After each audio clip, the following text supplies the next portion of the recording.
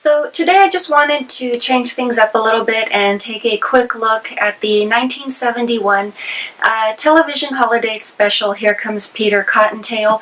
I'm pretty sure it's a story most of you are familiar with. I believe it originally aired on ABC and then later went into syndication on various other channels. But honestly, this is my second year just watching this this film on Easter. I'm not sure if I'm going to make it a holiday thing or not, but it's definitely a very enjoyable film. It's very cutesy. One of the things that I really like about it, aside from the fact that Vincent Price is the voice of Irontail, the villainous bunny in this film, is the fact that they use stop motion animation in this film, which, yes, it was very popular then at the time. It was also the same animation style that you saw in a lot of the Christmas specials. So it's definitely very familiar, and it's a style you really don't see too much of today. And honestly, I just like the little puppets that they use in the film. They're definitely very charming and adorable, and I think they're fairly well developed. So we're pretty much introduced to Peter Cottontail as he's being considered for the, I guess, the position of Chief Easter Bunny, which pretty much just means he would be making the Easter egg deliveries to children and whatnot. And of course the villain or the rival in this film, which is Irontail, who has definitely some issues against Easter just due to the simple fact that he has a tail injury. But he also wants to be considered Chief Easter Bunny because he wants to create his version of Easter. Basically, I guess you could say a non-existent Easter, something that would make life more bearable for him, I suppose you could say. But he proposes that they should enter into a competition. Whomever delivers the most Easter eggs will be awarded the position of Chief Easter Bunny, which sounds fair enough, but Peter Cottontail is very early on introduced as a, I guess you could say, kind of a layabout. He has a tendency to fib.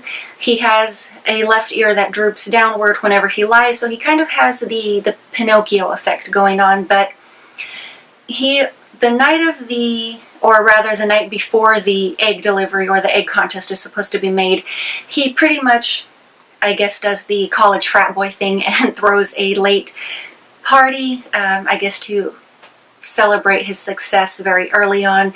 He goes to bed late, and Irontail takes advantage of this opportunity to tinker with his rooster alarm clock. So Peter pretty much sleeps through the entire Easter.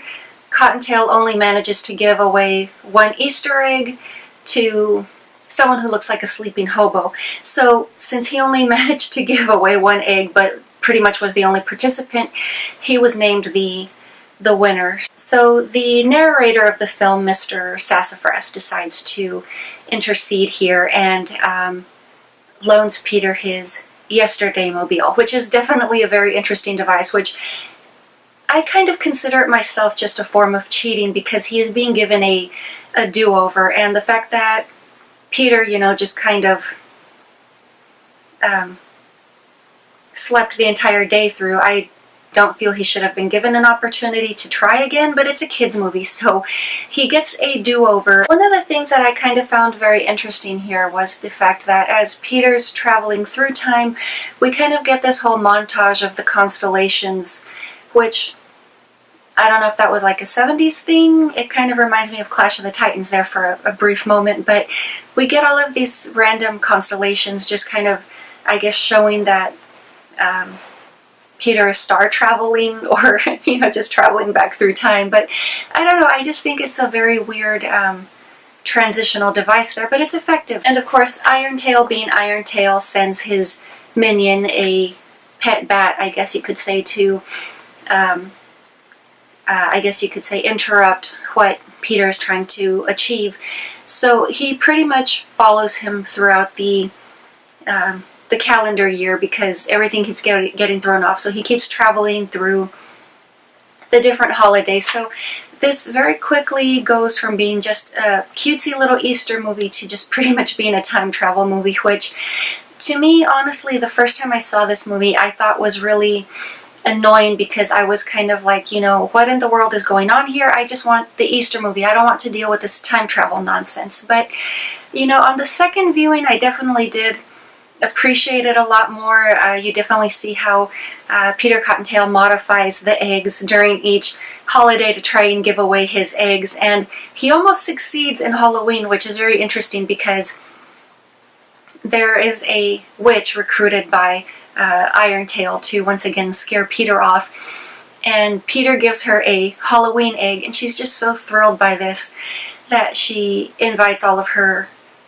friends to come and get an egg also, because I guess they're just I guess they've just never been treated.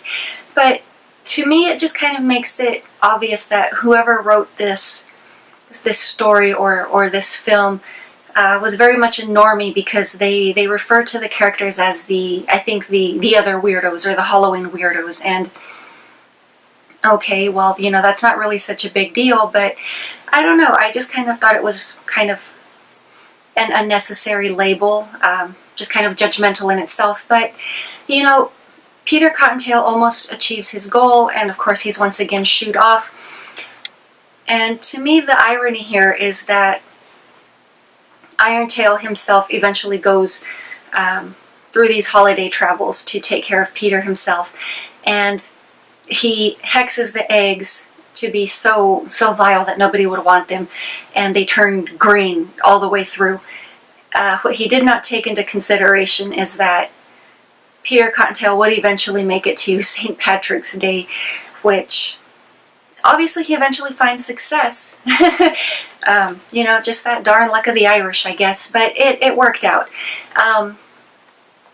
But yeah, it's definitely a very enjoyable film, and believe it or not, this is not one that I grew up watching as a kid. I literally just watched this last year for the first time ever in my entire life. And, you know, I had a family member that introduced me to this film, and even they could not believe that I've never seen this, which, I don't know, I guess that's kind of funny in itself. But I was familiar with all of the Christmas specials. I just never even knew this existed, and just the fact that even Vincent Price did one of the voices really upped the appeal to me, aside from the fact that you had all of the little puppets and stop motion animation here. But, you know, it's definitely a very enjoyable, you know, cutesy little holiday film. If it's one that you've grown up watching, I would definitely love to share thoughts with you, or if there are any others in existence other than the Christmas ones, please let me know, because I would definitely love to check those out as well.